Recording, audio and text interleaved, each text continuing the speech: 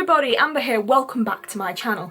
Now today I'm going to be filming a very special video. I thought I would do an audio commentary on the first 3 episodes of the G1 Transformers cartoon, More Than Meets the Eye Parts 1 to 3. And I will be joined by my good friend Scott Brownlee, who you may know as the recording engineer for the original G1 cartoon, as well as he did all the vocal processing. He literally is the guy behind Soundwave's voice, and I have had the privilege of meeting him in person, and he's one of the sweetest guys ever. So I thought, let's sit Scott down and let's go and take a trip down memory lane. I thought that would be a good idea. Scott was present at every single G1 recording session, so the stories this guy has it's out of this world. So why not take a seat, relax, grab a snack or a drink, and let's watch some Saturday morning cartoons, shall we? Scott, are you ready? I'm ready. Let's go! Let's go! I am so hyped for this. Let's go! Let's get started.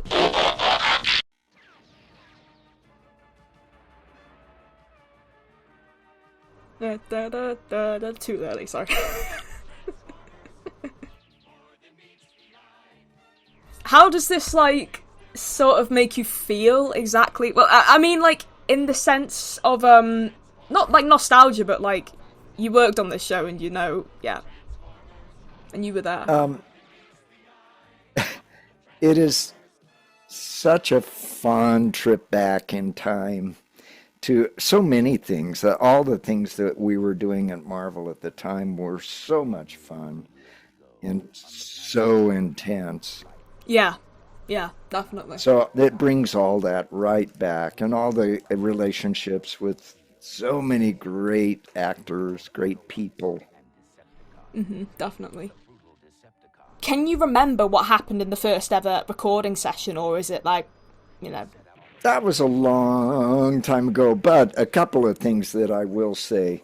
That in the control room, there were the 2 representatives from Sunbow from New York, and then, of course, Nelson Shin was there. Yeah.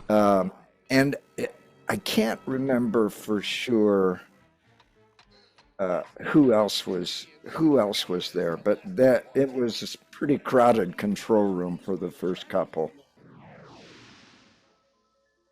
And it is fun to go back and watch these and think about what was appealing, so appealing, and for so many decades has been so popular with people. Yeah, definitely. I mean, like, the animation errors are just sort of like, you just saw there, Starscream's voice. That wasn't even obviously Chris Latta. That was obviously, it sounded like, I think it was Casey Kasem, I don't know, but you just know all these little nuances, and just it's the animation errors, especially when it got into the 3rd season of the show. It was just non-stop, you know, different character recolors. There was a recolored Shockwave at some point, even though he supposedly died in the film. Yeah, E6 film. Yeah, crazy. Yeah, the animation style at that time was a big part of why Wally Burr was such a good director, because he understood that, well, first of all, we're dealing mostly with robots, but even when it gets into the human beings, the animation is a little limited on the mouth movements, and it was really important. And he said this over and over again to actors, that the energy that the animation doesn't quite come up to has to be made up for by the actors. So it was really fun when we would have on-camera actors come in guest spots, and they were amazed at the acting of the animation actors, because there is that extra bit of energy that they all are comfortable with and have been doing for a long time. Yeah. And it's not what the on-screen actors were used to doing. There's my sound wave. Your sound wave, yeah. I've been kind of amused that since there's been, I would say, a resurgence of interest in Transformers, and I was on the panel at TFCon, and I've gotten some work from that. Oh, And really? Oh, nice it's one. actually quite a bit of work with Hasbro and Wow. and what amazes me is that Soundwave is so signature, but a lot of people don't realize that there's voice processing on all the robots. It's subtle. Nelson Yeah. Shin wanted it to be subtle. He Yeah. didn't want it to sound robotic, but he wanted that element of, well, like with the Autobots and Decepticons, we used a diesel engine, one kind of diesel engine for the Autobots and another kind for the Decepticons. And if you know that it's there, then you realize, oh, that's going on all the time. Yeah. But a lot of people just don't notice until it gets to Soundwave. Yeah. I mean, like, Soundwave's obviously the most notable one, obviously, you've done. I mean, I'm just, like, listening to all these characters now, especially, like, Megatron with that weird sort of robotic filter and stuff, and you hear Frank Welker do the voice in real life, you're thinking, it doesn't sound the same, but then you realise they've also got, like, voice filters and stuff like that. I mean, if you compare it to Arthur Burkhart as Devastator, it's, like, all sort of voices, like, combined, and it's really weird. It's really weird, but it's so cool. I think where the processing is most noticeable is on Megatron Yes. and on Starscream.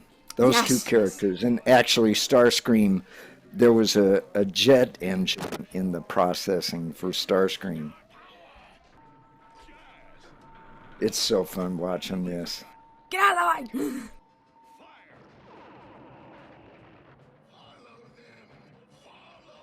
It's good stuff. No, because it was like animated in Japan. You can technically class it as an anime. We are being followed.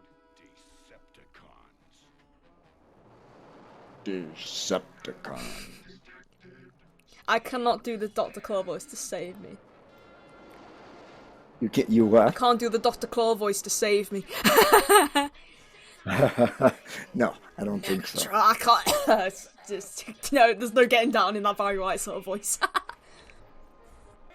But if you start to listen to just the acting style of the animation actors, you realize that there's a lot of intensity. And there was one director who, when he got an inexperienced animation actor used the same in. shot there. Oh, really? Yeah. An inexperienced voice actor would often kind of let the energy go down at the end of a line and the volume. And this director, who shall remain nameless, he would say, "Are you going to let it go in the toilet like that?" And the actor would go, "What do you mean in the toilet?" At the end, you just let it go right in the toilet. You got to keep it driving right through the end. And you'd start to hear that in these actors that are the main characters in Transformers, is they keep the energy all the way through the line. Yeah, definitely. And what I've noticed is like sort of you've got two types of actors on Transformers. You've got like the old school like veterans and like people like Don Messick and Frank Welker and Casey Kasem and John Stevenson, you know, who did all this work for Hanna-Barbera. And then you've got like the sort of young generation who were just new and getting started in their late 20s and 30s, like Dan Gilvezan and Corey Burton and a few others like that. Who did you find it was sort of easier to, I wouldn't really necessarily say get along, or I'd say more work with? Was it easier to work with like the veterans of the business or like the newcomers? Who was nicer? Which one of them was easier to work with? You know, the culture of the actors, that whole community, whether they were new or had been in it a long time, the culture was so easygoing. Yeah. I mean, all of the actors loved what they were doing. It's a lot of them would comment, "We've got the best job in the world. We just come into the studio and do a couple of hours of yelling at each other in the characters, and then we're done. When new actors came in, they felt that community right away. And I know of a couple of cases, I can't remember exactly who they were, but when a new actor would come in and they just weren't quite getting it, what it takes to be an animation actor, and especially like this kind of animation, actors would help them out. They would say, you know, you might. So it was beyond what the director would bring. The actors would kind of maybe across the room, but they would emotionally put their arm around the new person and encourage them and say, you might try this. I'm gonna be honest with Scott, I'm gonna ask you something now and I want you to be totally honest with me, right? When Optimus Prime That's how I roll. goes from... when he transforms from robot to truck to robot, where does Optimus Prime's trailer go when he goes from truck to robot? Where do you think it goes?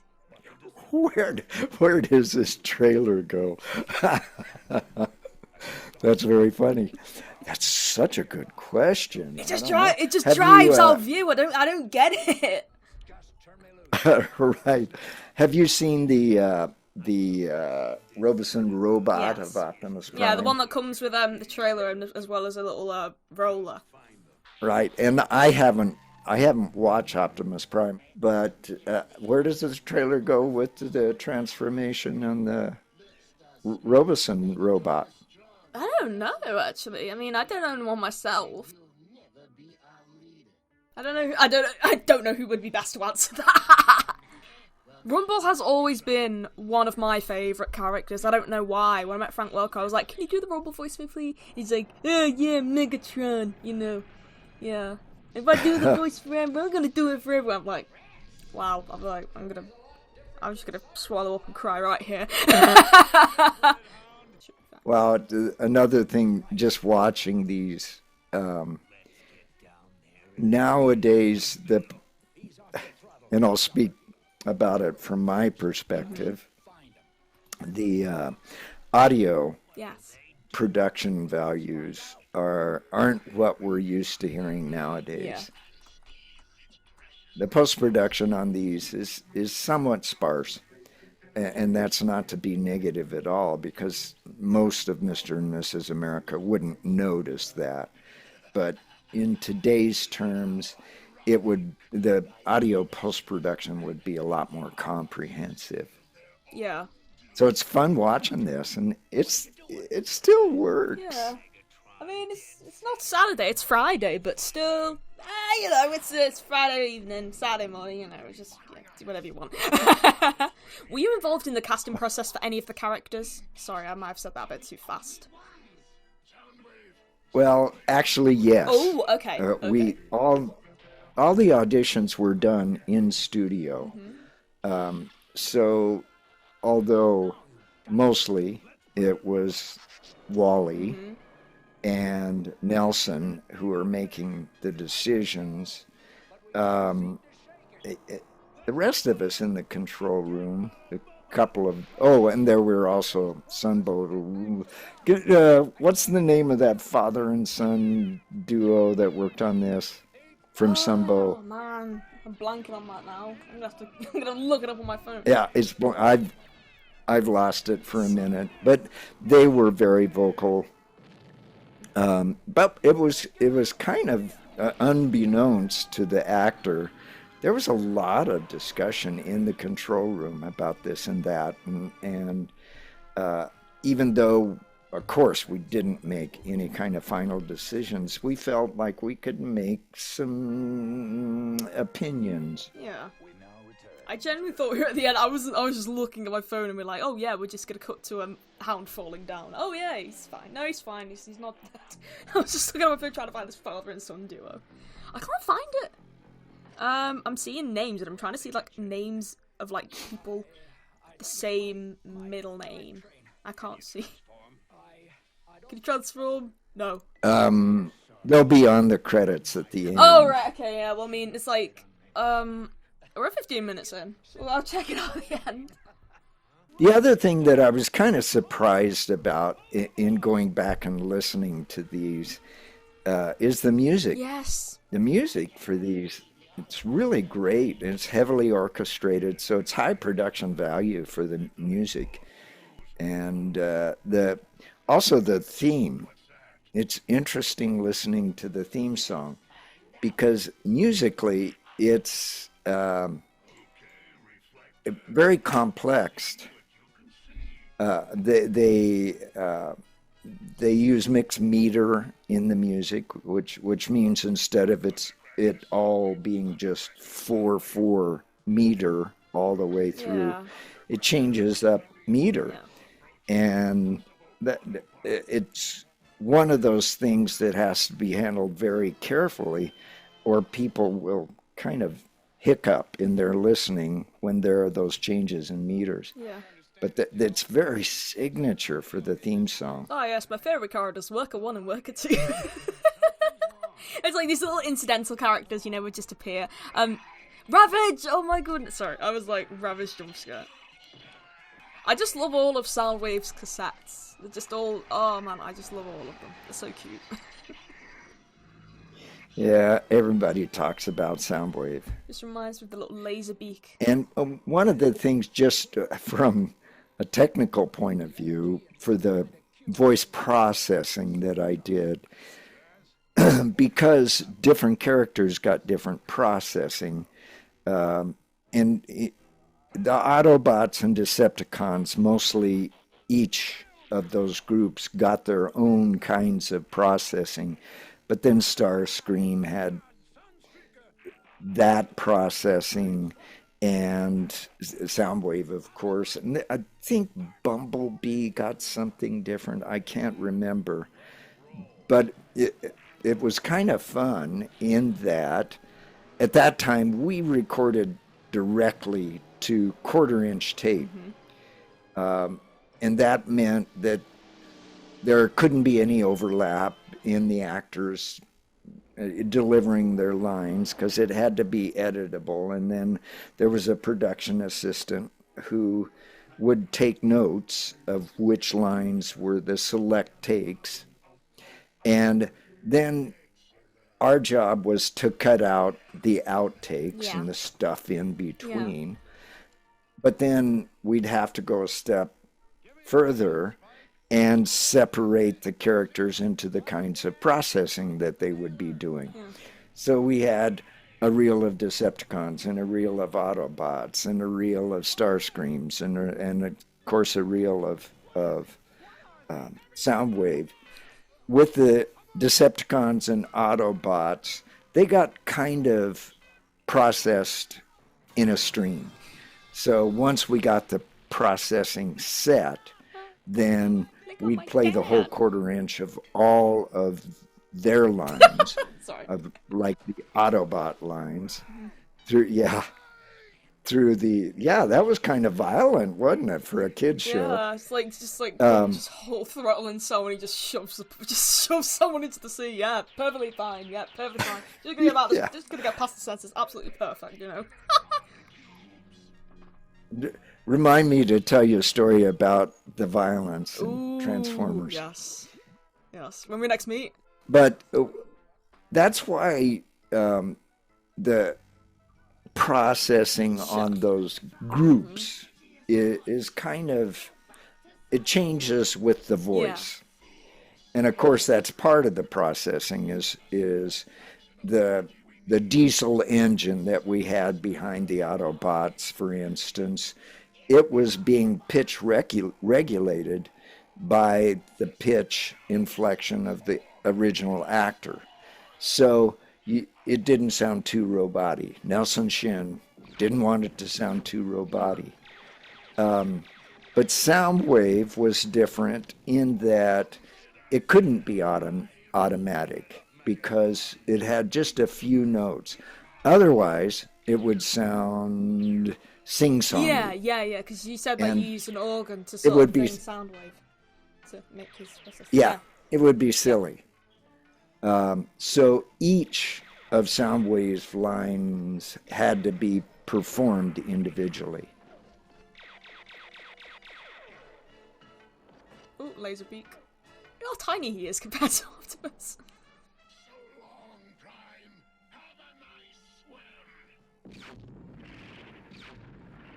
See, Megatron, to me, you can really hear the diesel engine in the way that Megatron was performed. And of course, Frank Welker is the consummate actor. He and Peter just know their stuff so well. But one of the things that they both know, but especially Frank, is to keep that consistent volume and energy all the way through a line. Yeah. Well, the credits. I think that's the end of it. If it is, that's... I completely forgot how everything ends, so if that's the credits, then... Oh! Sneak peek, you know. Yeah, but remember, like, I interviewed Victor Caroli, and, he did all his lines from New York. He never met any of the voice actors, so obviously they were based in LA. You didn't work with him at all, did you? With who? Victor Caroli. No, that doesn't ring a bell. Now watch for the Sunbow people. Yeah, he's the narrator, like, the guy who's like, we now return to the Transformers. He's from Florida. Oh, okay, yeah. No, didn't work Is it with him. Young Shin? Is all the name Young Shin and Nelson? Oh, of course, it comes up with no. I hate these little pop-up things. Absolutely hate them. Yeah. Macau something, yeah. Part of life.